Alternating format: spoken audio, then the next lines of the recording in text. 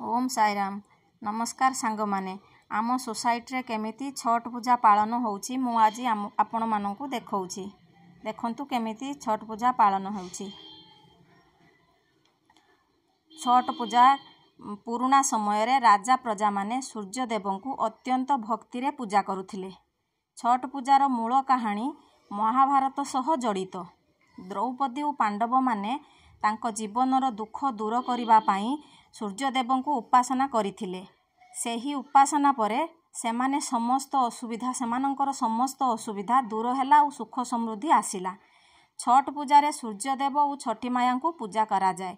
लोक माने उदयमान और अस्तमान सूर्य को अर्घ देई निज परिवार और समाजर मंगल चाहती। एही पूजा शुद्धता निष्ठा और भक्तिर प्रतीक।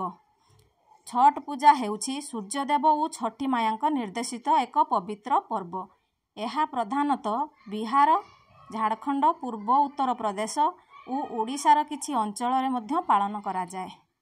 एही पर्वटी दीपावली परे 6 दिन रे आसे, जहाको छठ बोली कहा जाए। भक्त माने 4 दिन धरी उपवास, निर्जला उपासना और सूर्य को अर्घ देई पूजा करती। यह संध्या और प्रभात अर्घ्य देई सूर्य को नमस्कार करा जाए। छठ पूजार मुख्य मंत्र हेउछि पवित्रता, शुद्धि और निष्ठा। एही दिन रे नदी, तालाब किंबा समुद्र कूଳରେ भक्त माने एकत्र होई सूर्य और छठी मां को प्रार्थना करती। सांग माने छठ पूजा विषय मते जेतिकी जणा थिला मु आपण माननकु एई वीडियो माध्यम रे जणैछि। आपण माननकु जदि एई पूजा विषय अधिक किछि जणा थाए कमेंट माध्यम रे जणैबे। प्लीज सांग माने आपण माननकु जदि आम वीडियो गुडी को भलो लागु थाए गोटे लाइक, शेयर, सब्सक्राइब निहाती करिवे।